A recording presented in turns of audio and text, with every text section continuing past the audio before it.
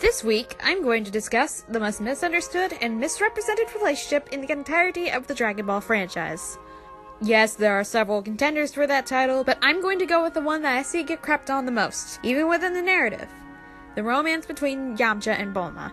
Many people either brush the relationship aside as if it meant nothing, or make it out to be horribly abusive. I don't think either of these takes are fair. Yamcha and Bulma's relationship is worth a lot more than what most people give it credit for. How? Let me explain. To start off, we'll have to look at where Yamcha and Bulma were before their relationship began. This part is going to teeter into headcanon territory, but bear with me for a moment. We'll get to the canon stuff soon enough. We don't know much about Yamcha, but it's safe to say that he had been doing the bandit stuff for years, probably for most of his life. When Puar and Yamcha first see Goku in the gang, he mentioned that it had been a while since they had robbed someone. So, he lived in the middle of the desert, where the only notable interactions he had with others was very negative, and the only companionship he had was a cat. And he has no family to speak of either. We can probably infer that he was very lonely.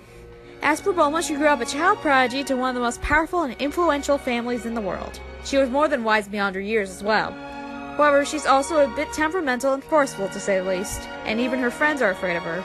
This might have scared off her peers, of whom we never see her interacting with.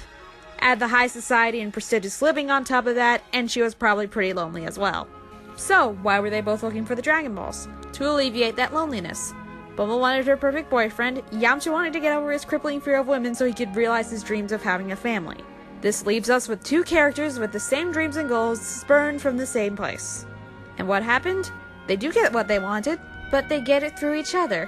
They didn't need Dragon Balls or magic to get what they desired. They found love and happiness all by themselves.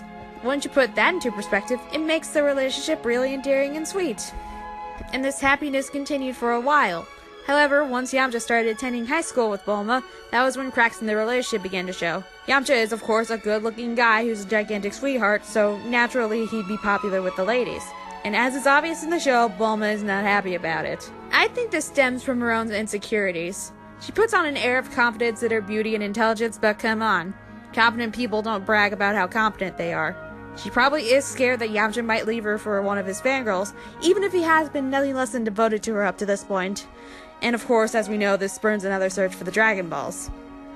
There might be something that can be said about Bulma's behavior towards Yamcha during the Red Ribbon arc, especially in the anime. Yes, their early relationship had a lot of problems, but they were also teenagers.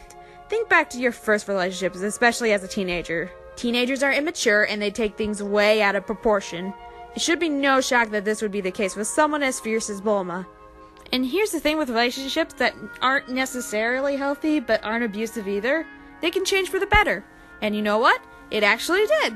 In the next tournament arc, they're shown to be very close again. Even closer than they were in the beginning. In the manga, she stayed with him in the hospital while he was recovering from his broken leg.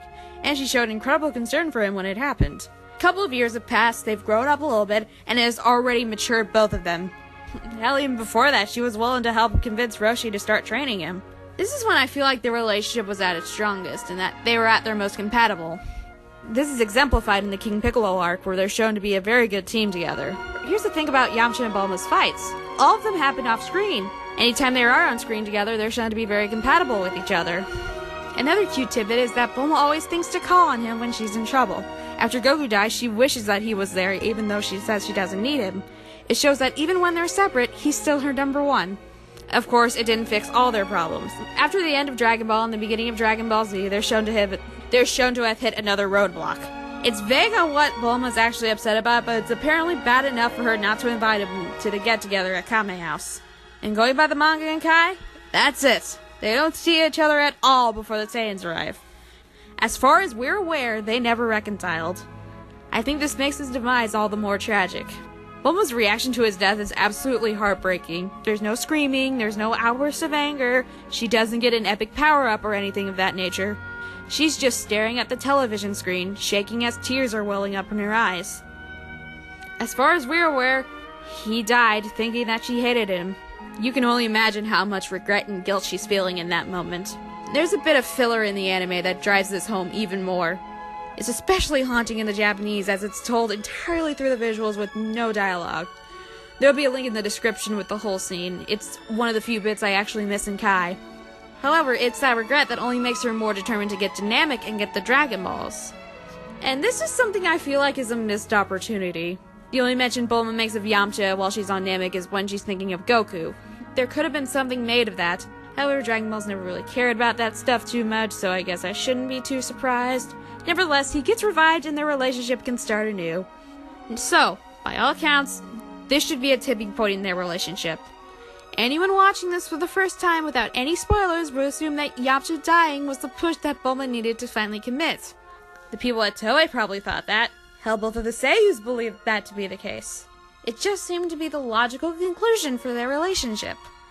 Of course, this is Akira Toriyama we're talking about. He has a long and proud history of turning audience expectations on its head. So, what happened next?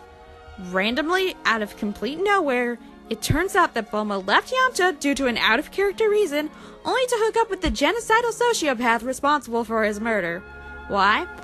Well, we need another half Saiyan, we have Vegeta already, and she was the only non-married female character still around, so... yeah, just put them together. Let filler and 2 decades worth of fanfiction fill in the blanks. If there's one thing in Dragon Ball that I wish I had been able to witness the reaction to, it's the reveal of Trunks' parentage. The reaction to Rey's parentage in Last Jedi is probably nothing compared to what that reaction would have been. Because from what I understand, there was a bit of an upset. You'd certainly get that impression by going off of what the seiyus have said. In a group interview for Daisenshu, Romi Tizuru said that she always thought that Yamcha and Bulma were going to get together, and jokingly said that it was hard to fall in love with Vegeta. Judging by the rest of that interview, it's safe to assume that a lot of the other cast members were also a bit shocked. Apparently, Toro Furuya once confronted Toriyama himself over it, asking for an explanation, to which he replied with his usual joking tone, calling him a cheater. However, this isn't a rant about things that bug me in Dragon Ball. That could be a totally different video, honestly. They broke up, and that's that. The only thing left is to explain why. If you ask me, I don't buy Trunks' spiel about him being a cheater.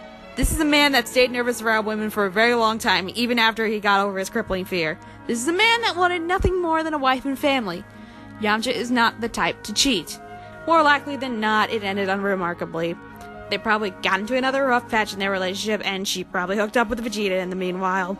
Her getting pregnant with Trunks is probably the straw that broke the camel's back, and they just ended it. Could they have made it work even with Trunks being around? I don't doubt it, honestly.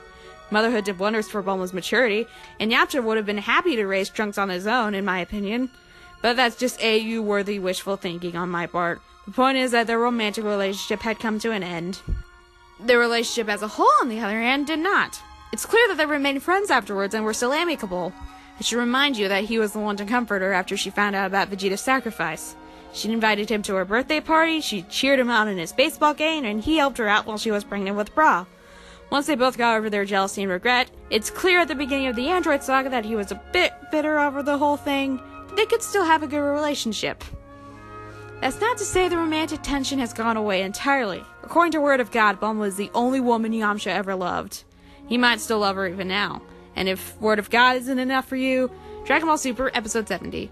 He still blushes when she smiles at him. If that's not included that, I don't know what is. So, overall, Yamcha and Bulma's relationship has a lot more to it than what most people give it credit for.